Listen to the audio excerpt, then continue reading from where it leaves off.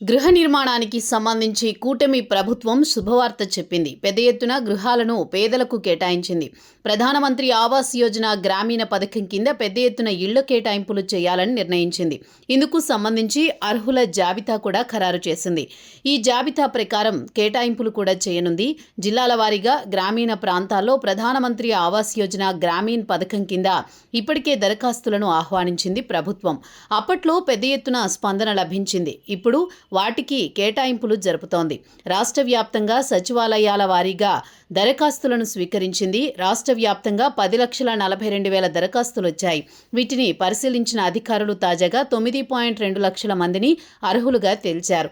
వీరిలో మళ్లీ 2 కేటగిరీల వారు ఉన్నారు.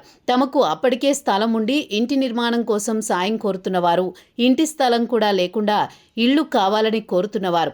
అయితే స్థలం ఉండి ఇంటి నిర్మాణం కోసం సాయం కోరుతున్న వారే అధికం. అటువంటి వారు 7.18 లక్షల మంది ఉన్నారు. అలాగే ప్రభుత్వం ఇస్తామన్న 3 సెంట్ల స్థలం కోసం ఎదురు చూస్తున్న వారు ఓ 2 లక్షల మంది వరకు ఉంటారు.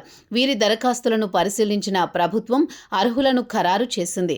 ఇప్పటికే రాష్ట్రానికి 1,00,000 ఇళ్ల వరకు కేటాయించింది కేంద్ర ప్రభుత్వం. ఈ అర్హుల జాబితాలో కొంతమందికి ముందుగా అవకాశం కల్పిస్తారు. ఒంటరి మహిళలు, ఆ తర్వాత వితంతువులు, దివ్యాంగులకు కేటాయింపులు ఉంటాయి.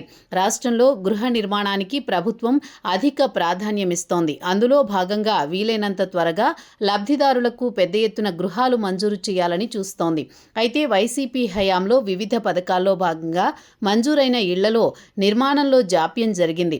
ఆ లక్ష్యాన్ని పూర్తి చేసి కొత్త లబ్ధిదారులకు ఇళ్లు అందించేందుకు రాష్ట్ర ప్రభుత్వం సిద్ధంగా ఉంది. ప్రధానమంత్రి ఆవాస్ యోజన గ్రామీణ పథకంలో పెద్ద ఎత్తున ఇళ్లు మంజూరు చేయాలని చూస్తోంది ప్రభుత్వం.